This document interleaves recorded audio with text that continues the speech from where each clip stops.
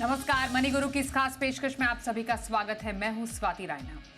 Mid cap और small cap category ने पिछले कुछ समय से अच्छा प्रदर्शन किया है। आज एक ऐसी स्कीम की बात करेंगे जिसमें मिड कैप और स्मॉल कैप दोनों के टॉप 50 स्टॉक्स में निवेश किया जाता है। जानेंगे मिड और स्मॉल कैप में इस पैसिव स्ट्रैटेजी के फायदे क्या हैं और एक्टिव फंड के मुकाबले पैसिव स्ट्रैटेजी कितनी अलग है। इस पर चर्चा करने के लिए दो एक्सपर्ट्स हमारे साथ हैं, उनका परिचय करा देते हैं। Umesh Kumar Dela, head ETF sales Mirae asset mutual fund, और Hemant Rustagi, CEO Wise Invest. बहुत स्वागत करते हैं दोनों ही एक्सपर्ट्स का हमारे साथ इस खास कार्यक्रम में शामिल होने के लिए। पहले थोड़ा समझना जरूरी है कि आखिरकार पिछले कुछ समय में जो म्यूचुअल फंड की कैटेगरीज है उसमें क्या कुछ चल रहा था। हेमंत जी, मिड कैप और स्मॉल कैप ये दो ऐसी कैटेगरीज रही हैं जहां पर बेइंतहा निवेश आया, काफ़ी अच्छी परफॉर्मेंस, काफ़ी अच्छी रैली देखी गई इन दोनों कैटेगरीज में। पिछले 1-2 महीने थोड़े हम कह सकते हैं उतने ज़्यादा वाइब्रेंट नहीं रहे जितना हमने पिछला साल देखा था, पर फिर भी ओवरऑल जो एक परफॉर्मेंस रहा है इन दोनों ही कैटेगरीज का, किन वजहों से एक रैली देखी गई, प्लस अब आने वाले टाइम में रेस्ट ऑफ द ईयर क्या ये जो मोमेंटम है बरकरार रहने की उम्मीद है? देखिए साथियों, आई थिंक ये बहुत ही इंपॉर्टेंट सवाल है। और देखिए, जब भी इन्वेस्टर जो है इक्विटी में इन्वेस्ट करते हैं तो उससे पहला जो स्टेप होता है उनका, वो डिसाइड करते हैं कि कितना पैसा इक्विटी में लगाएंगे। ऑफ कोर्स इसमें डिफरेंट फैक्टर्स हैं जिनको वो कंसीडर करते हैं, उनका अपना रिस्क प्रोफाइल, कितना समय है, कितना किस तरह के उनके इन्वेस्टमेंट गोल्स हैं। उसके बाद जो डिसीजन होता है वो ये होता है कि वो कितना पैसा डिफरेंट सेगमेंट में लगाए, लार्ज कैप में, मिड कैप में, स्मॉल कैप में। और तीनों के अपने अपने अटेंडेंट रिस्क हैं, तीनों के अपने अपने पोटेंशियल हैं। ऐसे बहुत सारे समय हमने देखे हैं जब लार्ज कैप ने अच्छा किया, मिड और स्मॉल ने अच्छा नहीं किया। लेकिन जैसा आपने बिल्कुल सही कहा, पिछले कुछ सालों में अगर हम देखें तो जिस तरह की बातें या जिस तरह की जो इकोनॉमिक सिनेरियो था, जिस तरह की ग्रोथ थी, जिस तरह की उससे वैल्यूएशन थी दोनों सेगमेंट के अंदर, उसकी वजह से हमने देखा कि इन दोनों जो सेगमेंट है इनकी परफॉर्मेंस काफी अच्छी थी। और जैसा कि हम देख भी रहे हैं कि हमारी जो इकोनॉमिक ग्रोथ अच्छी हो रही है, बात हो रही थी कि एक किसी स्टेज पे इंटरेस्ट रेट कट होगा, जो ऑफकोर्स अभी जो लग रहा है कि थोड़ा डिले हो गया, लेकिन वो कभी ना कभी होना है। ऑफकोर्स ये लेवल पे तो इंटरेस्ट नहीं रह सकते। तो कहीं ना कहीं ऐसी ऐसी अपॉर्चुनिटीज थी।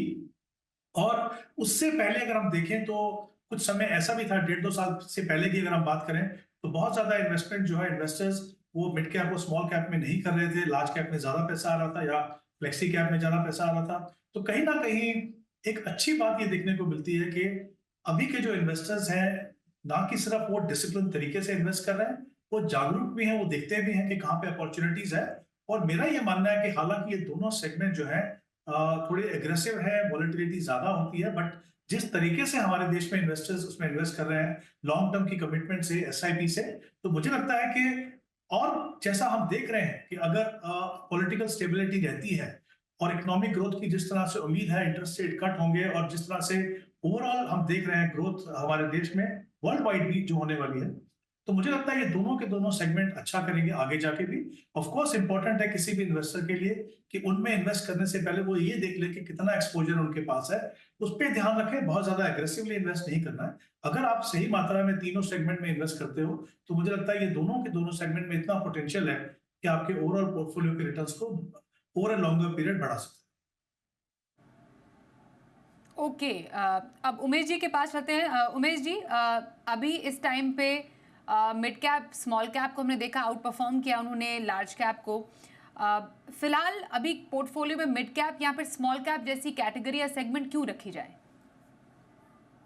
सबसे पहले तो thank you Swati and Zee business for having me on the show. So देखिए, मोटे तौर पे अगर हम स्मॉल और मिड कैप की रैली की बात करें, जैसा कि हेमंत ने अच्छे से उसको एक्सप्लेन भी किया, तो वो रैली जो आई है वो काफी हद तक कमाई से प्रेरित है, जो इनकम से प्रेरित, जो कि PE की रेटिंग में बदलाव की वजह से आया है। भविष्य में अगर आगे बढ़ते हुए यदि मिड कैप की कमाई जो कि बाजार की उम्मीदों के अनुरूप नहीं आती है, तो इस सेगमेंट में कुछ गहरे सुधार दिख सकते हैं, यानी कि करेक्शंस हो सकते हैं। बट अगर ऐसा नहीं होता है तो छोटे छोटे जो करेक्शंस हैं वो हमें मिड और स्मॉल कैप स्पेस में हमें देखे जा सकते हैं। जैसे कि हम बात कर रहे हैं कि बाजार की उम्मीद की, अगर वित्त वर्ष 2027 के आधार पे बात करें, तो अगले 3 वर्षों में निफ्टी 50 की जो EPS की वृद्धि जो होनी है वो 7 से 11% के आसपास का CAGR का एक अनुमान है। जबकि मिड कैप का जो एक 150 का जो इंडेक्स है, उसकी जो EPS की जो वृद्धि का जो अनुमान है, जो बाजार लगा रहा है, वो 11 से 13% है। और स्मॉल कैप 100 इंडेक्स का वही अनुमान 14 से 16% के आसपास के CAGR का है। तो साफ तौर पे एक चीज तो बड़ी क्लियर है स्वाति, की बाजार जो है वो मिड एंड स्मॉल कैप की जो कंपनियां हैं, उनमें कमाई के बढ़ने की संभावना को नकार नहीं रहा है। और बाजार बहुत हद तक ये मान रहा है कि इनकी कमाई अगले 3 साल में काफी अच्छी आ सकती है। हालांकि जैसा कि हम लोग बात कर रहे हैं, मूल्यांकन या वैल्यूएशन थोड़ा सा बढ़ गया है, लेकिन अगर हम यहाँ पे एक स्टेगर मतलब बहुत ही सिस्टमैटिक क्रमबद्ध तरीके से अगर कोई निवेशक निवेश करेगा, तो आई थिंक मिड और स्मॉल कैप जो स्पेस है, या जो ये जो निवेश करने का जो एक एक ऑप्शन है, वहां पे बहुत अच्छे रिटर्न बन सकते हैं। जैसा कि अब स्मॉल कैप की जरूरत क्यों पड़ती है, क्योंकि स्मॉल कैप में काफी ऐसी कंपनियां हैं जिनका बहुत छोटी हैं बिजनेस में, बट जो उनका बिजनेस मॉडल है वो बहुत ही अच्छा है। कुछ कंपनीज बहुत ही कमाल की हैं जिनका भविष्य को देखते हुए उनसे काफी अच्छे रिजल्ट्स की या काफी अच्छे नतीजों की उम्मीद की जा सकती है। तो इस तरीके की कंपनीज में अगर निवेशक निवेश करता है और एक एक क्रमबद्ध तरीके से निवेश करता है, तो हम ही मानते हैं कि स्मॉल कैप और मिड कैप एक ऐसा स्पेस है जहां एक कॉम्बिनेशन लेके अगर निवेशक चलेगा, तो एक बहुत अच्छा पोर्टफोलियो में रिटर्न देख सकता है। ओके, तो आगे आने वाले टाइम में एक अच्छा मौका है स्मॉल कैप और मिड कैप में इन्वेस्ट करने का। अब इसमें भी कई तरीके हैं। हम एक्टिव और पैसिव स्ट्रैटेजी की बात करें हेमंत जी, अभी एट द मोमेंट जो एक्टिव और पैसिव स्ट्रैटेजी स्पेस में अवेलेबल है हमारे पास इस कैटेगरीज में कुछ फंड्स, सर कैसा परफॉर्मेंस रहा है? क्योंकि यूजुअली कहा जाता है कि पैसिव स्ट्रैटेजी जो है क्या लॉन्गर टर्म में वो बीट कर पाएगी बेंचमार्क को। एक्टिव के साथ भी कुछ ऐसा ही कहा जाता था। तो अभी एट द मोमेंट क्या सिचुएशन है in terms of return performance? कौन एक दूसरे पर भारी है? देखिए स्वाति, जो डिबेट है एक्टिव वर्सेस पैसिव की, ये पहले भी थी, आज भी है और मुझे लगता है आगे भी रहेगी। पर क्योंकि हम स्पेसिफिकली मिड कैप और स्मॉल कैप की बात कर रहे हैं, तो हमें ये देखना होगा कि जो इंडाइसेस हम जो देख रहे हैं अभी, चाहे वो इंडेक्स फंड हो या फिर ETF हो, वो बहुत ज्यादा उनका लंबा ट्रैक रिकॉर्ड नहीं है, वो कुछ कुछ सालों का ट्रैक रिकॉर्ड है। निफ्टी 50 की बात अलग है, बट क्योंकि हम इन दो सेगमेंट की बात कर रहे हैं, और ये जो दो सेगमेंट है, पिछले, जैसा हमने पहले भी बात की कि पिछले 1.5-2 साल के अंदर इस काफी अच्छी रैली हमने इन दोनों के दोनों, ब्रॉड बेस्ड रैली इन दोनों सेगमेंट में हमने देखी है। तो जाहिर सी बात है कि ऐसे समय में आप देखेंगे कि दोनों ने अच्छा किया है। एक्टिवली मैनेज फंड ने भी अच्छा किया है, पैसिवली मैनेज फंड ने भी अच्छा किया है। बट अगर हम ये मतलब ये नहीं कह सकते कि सारे के सारे एक्टिवली मैनेज फंड ने पैसिवली मैनेज फंड से बेहतर किया। ऑब्वियसली, क्योंकि ये दोनों सेगमेंट ऐसे हैं कि यहाँ पे स्टॉक सिलेक्शन बहुत ही इंपॉर्टेंट है। किस तरह का आप पोर्टफोलियो बनाते हैं, किस तरह की आप कॉल लेते हैं, वो बहुत इंपॉर्टेंट है as compare to large cap. तो क्लियरली हम ये कह सकते हैं कि दोनों ने ही अच्छा किया है। ऑफ कोर्स ऐसे फंड भी हैं जिन्होंने इंडेक्स फंड से बेहतर परफॉर्म किया, और दोनों की बात कर रहा हूं मैं, मिड और स्मॉल में भी। और काफी सारे ऐसे फंड है जिनसे इंडेक्स फंड्स ने बेहतर परफॉर्म किया है। इंपॉर्टेंट ये है, जैसा आपने कहा कि इन दोनों को अगर हम कंपेयर करें तो क्या पोटेंशियल की अगर हम बात करें यहाँ से, तो वो डिपेंड करेगा अगेन बहुत सारे फैक्टर्स की हमने बात की कि किस तरीके से ये दोनों सेगमेंट परफॉर्म करते हैं और मार्केट की ब्रेथ इन दोनों के अंदर कैसी रहती है। जब भी ब्रॉड बेस्ड रैली होगी, ऑब्वियसली इंडेक्स फंड के पास अपॉर्चुनिटीज होंगी कि वो एक्टिवली मैनेज फंड से बेहतर कर सके। पर अगर मार्केट ब्रेथ अगर थोड़ी नैरो होती है, और जैसा हमने पहले भी देखा है लार्ज कैप वगैरह में भी, अगर वो होता है तो फिर प्रोबेबिलिटी ज्यादा बढ़ जाती है कि जो एक्टिवली मैनेज फंड्स है वो बेहतर करेंगे। लेकिन किसी भी एक आम निवेशक के लिए वो बहुत ही मुश्किल होता है इस तरह की चीजों को ट्रैक करना। या तो आप किसी की एडवाइस लेके काम कर रहे हो, या फिर मुझे लगता है कि ऐसा नहीं है कि ये एक्टिव हो या पैसिव, मुझे लगता है दोनों की जगह पोर्टफोलियो में है। इवन पैसिवली मैनेज फंड में भी अगर आप देखें, चाहे मिड कैप या स्मॉल कैप में, स्पेशली मिड कैप में, अगर आप निफ्टी 50 150 इंडेक्स देख रहे हैं, फिर आप मोमेंटम 50 देख रहे हैं, फिर निफ्टी 50 मिड कैप है, निफ्टी 100 मिड कैप है, तो वहां पे भी कहीं ना कहीं इन्वेस्टर्स को एक प्रॉपर चॉइस करने की जरूरत है। आप एक, अगर आप मैं एग्जांपल दे दूं, अगर आप पिछले 1-1.5 साल में अगर आप परफॉर्मेंस देखें निफ्टी 50 की और निफ्टी नेक्स्ट 50 की, आप देखेंगे कितना बड़ा अंतर है। तो I think selection criteria, selection, सही सिलेक्शन, वहां पे भी एक इशू है। बट मेरा ये मानना है हमेशा कि दोनों की जगह है पोर्टफोलियो में। ऑफकोर्स डिपेंड करता है आप किस तरह के निवेशक हैं, बट ऐसा नहीं है कि एक्टिव हो या पैसिव हो, दोनों ही हो सकते हैं आपके पोर्टफोलियो। तो दोनों ही स्ट्रैटेजीज आपके पोर्टफोलियो में जगह रख सकती हैं, बस उसका प्रपोर्शन तरीका आपको मालूम होना चाहिए। उमेश जी, क्या खास है एक मोमेंटम स्ट्रैटेजी का या फिर एक factor based smart beta strategy का विद इन पैसिव स्पेस? अगर हम मिड कैप या स्मॉल कैप की बात करते हैं, क्या नया है, क्या खास है निवेशकों के लिए अभी? देखिए, सबसे पहले तो मैं इस बात से सहमत हूँ कि ये एक्टिव वर्सेस पैसिव नहीं है। और जैसे ही हम बिकॉज हर किसी के पोर्टफोलियो में, हर निवेशक के पोर्टफोलियो में हमेशा आपको कुछ ऐसा स्पेस मिलता है, ऐसी जगह मिलती है जहाँ पे उसको कुछ इस तरीके के प्रोडक्ट्स की जरूरत होती है जो उसके पोर्टफोलियो को के लिए पूरक का काम करते हैं। तो पोर्टफोलियो कंप्लीशन के लिए कई बार बहुत ही जरूरी होता है अगर आप इस तरह के प्रोडक्ट्स में जाते हैं। नाउ जैसे ही हम फैक्टर्स की बात करते हैं, जैसे ही हम, आपने बोला मोमेंटम या क्वालिटी, ऐसे फैक्टर्स की बात करते हैं, तो ये एक स्टेप और आगे पहुंच जाते हैं हम पैसिव और एक्टिव डिबेट से, जहां हम कह रहे हैं कि हम ऐसे प्रोडक्ट्स आपको बनाएंगे कि जहां पे आपका जो पोर्टफोलियो का सिलेक्शन होगा, जो नंबर ऑफ स्टॉक्स, कौन सा स्टॉक खरीदना है, कौन सा स्टॉक किस इंडेक्स में आएगा नहीं आएगा, वो आपको एक क्लैरिटी के साथ रूल बेस्ड अप्रोच पे मिलता है। यहाँ पे देखिए, मैं एक और चीज ऐड करना चाहूंगा कि जब एक्टिवली मैनेज फंड्स होते हैं, जहाँ पे फंड मैनेजर आपके निवेशक के बिहाफ पे एक पोर्टफोलियो के ऑब्जेक्टिव को ध्यान में रखते हुए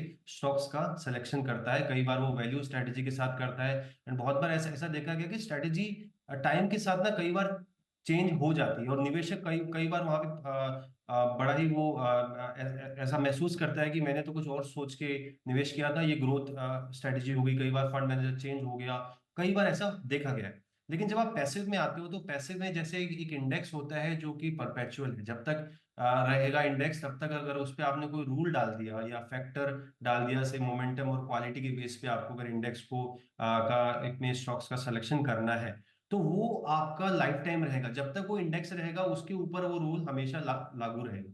तो जब भी अगर कोई निवेशक मोमेंटम और क्वालिटी को लेके अगर निवेश करना चाहता है और उसने वो ऐसा कोई फैक्टर चूज कर लिया, तो वो फैक्टर कभी बदलेगा नहीं, चाहे मार्केट का साइकिल बदले या मार्केट में कोई सिनेरियो भी बदल जाए, चाहे वो न्यूज बेस्ड हो या कुछ ऐसा कुछ भी अगर होता है, चाहे पॉजिटिव नेगेटिव, बट वो इंडेक्स कभी बदलेगा नहीं। तो ये कहीं ना कहीं निवेशक को एक श्योरिटी मिलती है कि ये मेरा पोर्टफोलियो हमेशा ऐसे ही चलेगा। अब हम बात करते हैं मोमेंटम क्वालिटी क्यों जरूरी है। देखिए, हर फैक्टर का अपना एक साइकिल होता है, जैसे कि मार्केट के अपने उतार चढ़ाव होते हैं, कभी मार्केट बढ़ते हुए फेज में होता है, कभी गिरता है, कभी वॉलेटाइल रहता है। तो हर, जैसे कि मार्केट के साइकिल्स होते हैं, वैसे हर एक मार्केट के उस दौर के लिए एक नए एक तरीके का फैक्टर है।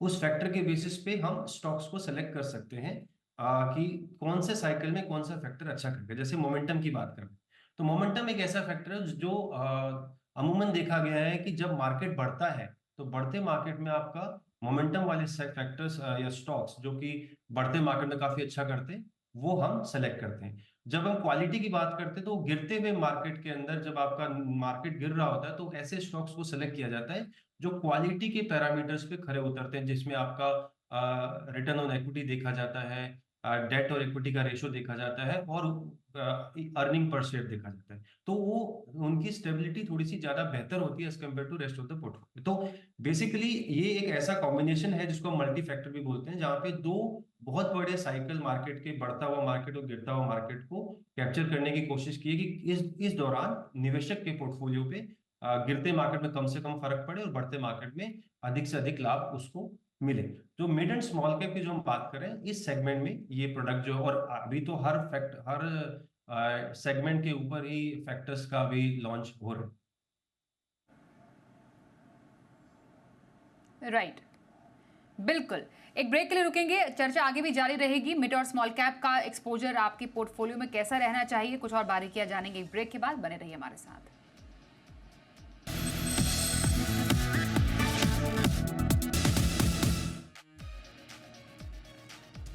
पोर्टफोलियो में मिड कैप और स्मॉल कैप स्ट्रैटेजी की खास चर्चा चल रही है। मिरे एसेट से उमेश कुमार डैला हमारे साथ हैं, वाइज इन्वेस्ट के हेमंत रुस्तगी हमारे साथ हैं।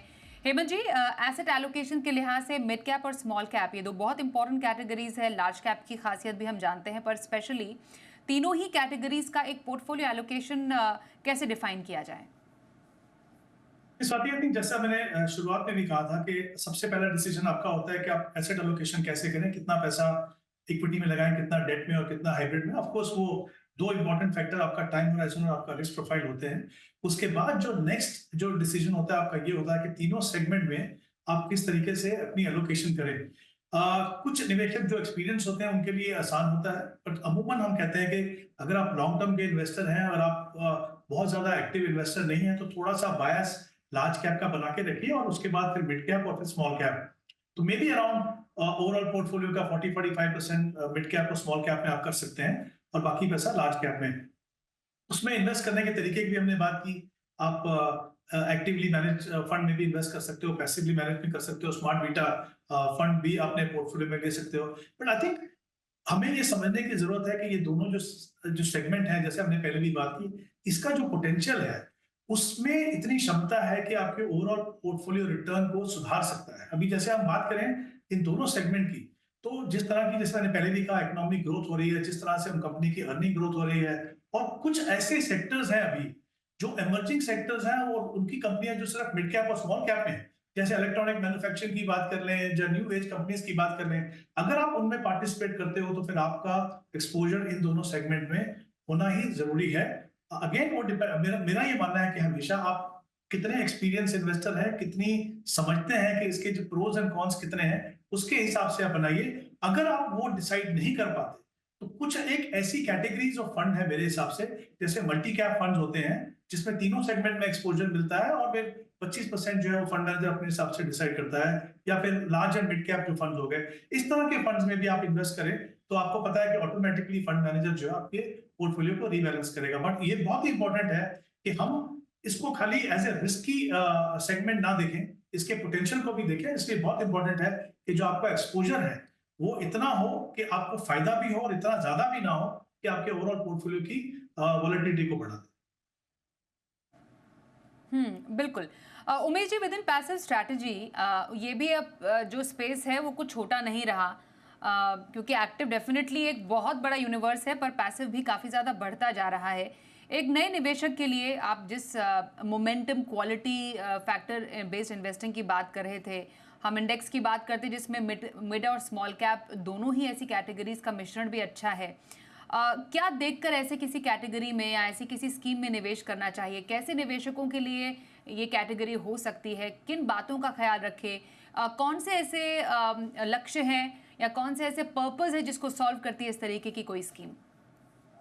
जी तो स्वाति, सबसे पहले हम देखेंगे कि 2024 का अगर मैं नंबर देखूं कि शुरुआत से अभी तक किस कैटेगरी में कितना पैसा आया है, निवेशक ने किस कैटेगरी में निवेश किया है, तो 2024 की शुरुआत के बाद से पिछले 4 महीनों में अगर मैं बात करूं तो लार्ज और मिड कैप जो श्रेणी है, लार्ज और मिड कैप का जो कॉम्बिनेशन है उसमें कुछ 11,340 करोड़ रुपए आया है। मल्टी कैप वाली जो श्रेणी है उसमें कुछ 10,000 करोड़ आया है, और फ्लेक्सी कैप वाली जो श्रेणी है उसमें कुछ 9,971 करोड़ रुपए है। जो कि लार्ज कैप, मिड कैप और स्मॉल कैप के जो अलग अलग पोर्टफोलियोज हैं जिसमें सिर्फ एक ही सेगमेंट में निवेश होता है, उनमें कम पैसा है। मतलब उनकी बजाय एक कॉम्बिनेशन स्ट्रेटेजी जो है, वो जो संयुक्त तरीके से जो 2-3 कैप्स को इकट्ठा करके जो मल्टी कैप या लार्ज या फ्लेक्सी कैप की बात करें, वहां पैसा ज्यादा है। इसमें सबसे दिलचस्प बात यह है कि यह डेटा इस बात पे प्रकाश डालता है कि प्रत्येक श्रेणी में, प्रत्येक अलग श्रेणी की मौजूदगी होने के बावजूद भी निवेशक उन्हीं फंड्स की तरफ उत्सुक है जो कई मार्केट कैप के साथ एक प्रोडक्ट लेके आते हैं, और जो एक संयुक्त एक्सपोजर जो है वो निवेशक को प्रदान करते हैं। कई बार क्या होता है, निवेशक का सबसे बड़ी उलझन ये होती है कि चलो ठीक है, मुझे लार्ज मिड स्मॉल कैप करना चाहिए, लेकिन कितना करना चाहिए, कब मुझे एलोकेशन कहाँ पे मूव करना चाहिए, पोर्टफोलियो को कैसे बदलना चाहिए। वो कई बार बहुत जगह, बहुत वाली सिचुएशन में ये ऐसा माहौल बनता है। लेकिन ऐसा पोर्टफोलियो जब ये मार्केट जो है हमें क्लियरली कह रहा है कि सारा जो निवेशक का रुझान जो है वो संयुक्त एक्सपोजर वाली कैटेगरीज में है। अब जो म्यूचुअल फंड कैटेगरी में, वहां पे आपके पास लार्ज कैप है, मिड कैप है, स्मॉल कैप है, लार्ज एंड मिड कैप है, आपके पास क्या बोलते हैं, मल्टी कैप है, फ्लेक्सी कैप है, लेकिन मिड एंड स्मॉल कैप की जो कैटेगरी है वो है ही नहीं। सो उस कैटेगरी के हिसाब से मिड एंड स्मॉल कैप का कोई भी ऐसा प्रोडक्ट ही नहीं है मार्केट में जहां निवेशक को दोनों का इकट्ठा एक्सपोजर मिल पाए। तो ये ऑब्जेक्टिव वहीं से आया कि हम ऐसी एक कैटेगरी क्रिएट करते हैं जहां निवेशक को मिड कैप और लार्ज कैप दोनों का एक एक एक्सपोजर मिले, जहां पे उसको मार्केट कैप के बेसिस पे हम एक्सपोजर दे। तो हमने जो अभी जो भी एक इंडेक्स है जो हम बात कर रहे हैं, मोमेंटम क्वालिटी 100 इंडेक्स, बेसिकली ये मिड एंड स्मॉल कैप पे बेस है, जो 100 कंपनीज को सेलेक्ट करता है, जिस 400 के यूनिवर्स में से, जिसमें से 50 कंपनीज मिड कैप है, 50 कंपनीज स्मॉल कैप है, जो बेसिकली जिनका जो उनको सेलेक्ट किया जाता है वो उनको किया जाता है 3 पैरामीटर्स पे। सबसे पहला देखा जाता है कि लिक्विडिटी कितनी है, उसके बाद ये देखा जाता है कि उस कंपनी की कंपनी की गुणवत्ता क्या है, जिसको हम लोग बात करते हैं कि उसकी क्वालिटी क्या कैसी है पोर्टफोलियो की, और उसके बाद देखा जाता है कि उसमें गति कितनी है, मतलब उसके पोर्टफोलियो में उसका जो प्राइस है, जो उसका स्टॉक का जो प्राइस है वो किस गति से बढ़ रहा है। तो इन सारे पैरामीटर्स को ध्यान में रख के हर स्टॉक को एक रैंकिंग देके उसके बेसिस पे स्टॉक्स का सिलेक्शन किया जाता है, उनको चुना जाता है इस इंडेक्स के लिए, और उसके बेसिस पे फिर हर 6 महीने में इस इंडेक्स को फिर से रीबैलेंस किया जाता है, और वहां देखा जाता है कि ऐसी कौन सी कंपनीज हैं जो पिछले 6 महीने में काफी अच्छा किया है और उनका पोर्टफोलियो में अभी आना बनता है प्योरली जो कि डेटा के बेस पे। तो उन कंपनी को टाइम पे सेलेक्ट किया जाता है। तो इससे क्या होता है, आपको एक कंपेरेटिव टू प्लेन वनीला, अगर आप स्मॉल कैप फंड में जाते हैं वहां से एक जोखिम कम है, क्योंकि यहाँ पे 30% स्मॉल कैप है और 70% के आसपास आपको यहाँ पे मिड कैप मिलता है। तो उस तरीके से इंडेक्स को क्रिएट किया गया है कि निवेशक को ज्यादा जोखिम लिए बिना या ज्यादा सोचे बिना एक ऐसा प्रोडक्ट दे जहां पे वो मार्केट कैप के संयोजन के हिसाब से मिड एंड स्मॉल कैप की कैटेगरी में हम उसका निवेश हो पाए।